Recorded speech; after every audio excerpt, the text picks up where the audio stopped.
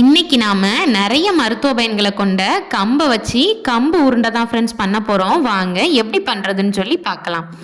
Hello friends, welcome to my lovable recipes. First ஒரு பாத்திரத்தை நான் அடுப்பில் வச்சுக்கிறேன் ஃப்ரெண்ட்ஸ். இதில் மெஷரிங் கப்புக்கு 2 கப் நான் கம்பு மாவளந்து உள்ளே சேர்த்துக்கிறேன். நீங்கள் முழு கம்பாக இருந்ததுன்னா வறுத்து இந்த மாதிரி திரிச்சு கூட உள்ளே சேர்த்துக்கிடலாம். இதை நல்லா வறுத்துக்கிடலாம் ஃப்ரெண்ட்ஸ்.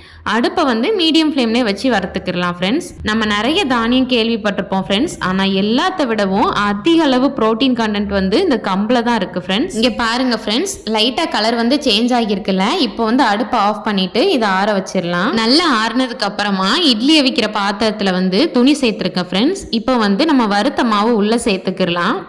மாவளந்த அதே கப்பால் 1 கப் நான் வெல்லத்தை இடித்து சேர்த்துருக்கேன் ஃப்ரெண்ட்ஸ். 2 கப் மாவுக்கு 1 கப் வெல்லம் கரெக்டாக இருக்கும். இப்போ இதை நம்ம நல்லா கலந்துக்கிடலாம். வெல்லத்தை நம்ம ரொம்ப பட்டா நான் திரிக்கலை. எதுக்காக அப்படின்னா, இப்போ நம்ம இதை அவிக்க போகிறதுனால இந்த சூட்டுலேயே வெல்லம் இலகி மாவோட நல்லா மிக்ஸ் ஆயிரும் ஃப்ரெண்ட்ஸ். இப்போ பாருங்கள், 4 முக்கையுமே நல்லா இந்த மாதிரி மடித்து அவிச்சு எடுத்துக்கிடலாம். இப்போ அடுப்பை ஹை ஃப்ளேமுக்கு மாற்றிட்டு ஒரு 5 நிமிஷத்துக்கு அப்படியே விட்டுறலாம் ஃப்ரெண்ட்ஸ். அதுக்கு இடையில நம்ம நடக்கடலை வறுத்துடலாம். ஒரு பேன் அடுப்பில் வச்சு 1 கப் பச்சை வேர்க்கடலை நான் உள்ளே சேர்த்து நல்லா வறுத்துக்கிறேன் ஃப்ரெண்ட்ஸ். இந்த தொலியோட கலர் நல்லா மாறி வேர்க்கடலை வெந்து நல்ல ஒரு மனம் வர ஆரம்பிக்கும். அப்போ நம்ம அடுப்பை ஆஃப் பண்ணிடலாம். இப்போ பாருங்கள், நல்லா வறுத்துக்கிடலாம் ஃப்ரெண்ட்ஸ். வேர்க்கடலை நல்லா வறுபட்டுருச்சு. இப்போ இதை நல்லா ஆற வச்சுக்கிடலாம் ஃப்ரெண்ட்ஸ். ஆற வச்சு தொலியெல்லாம் ரிமூவ் பண்ணிக்கிடலாம்.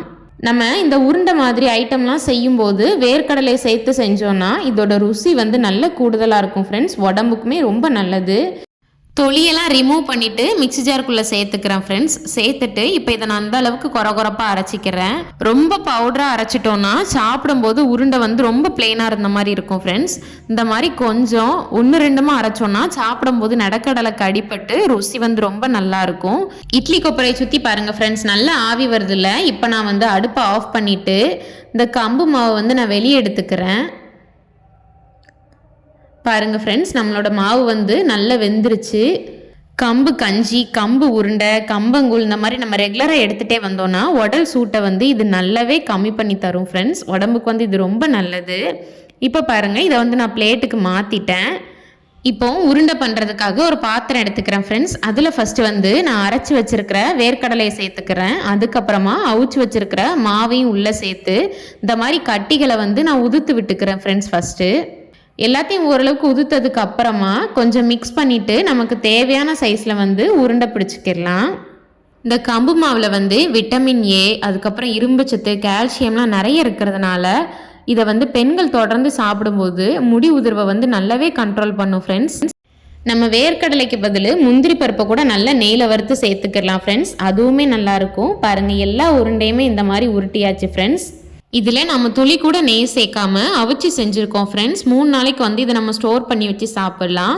குட்டி குழந்தைங்கள்லேருந்து பெரியவங்க வரைக்கும் எல்லாருமே சாப்பிட்லாம் ஃப்ரெண்ட்ஸ். இந்த ரெசிபியை ட்ரை பண்ணிவிட்டு உங்களோட ஃபீட்பேக்கை ஷேர் பண்ணுங்கள். இந்த வீடியோ பிடிச்சிருந்தா லைக் பண்ணுங்கள், இந்த லிங்க்கை ஷேர் பண்ணுங்கள். அப்படியே நம்மளோட சேனலையும் சப்ஸ்கிரைப் பண்ணிக்கோங்க ஃப்ரெண்ட்ஸ். தேங்க்யூ.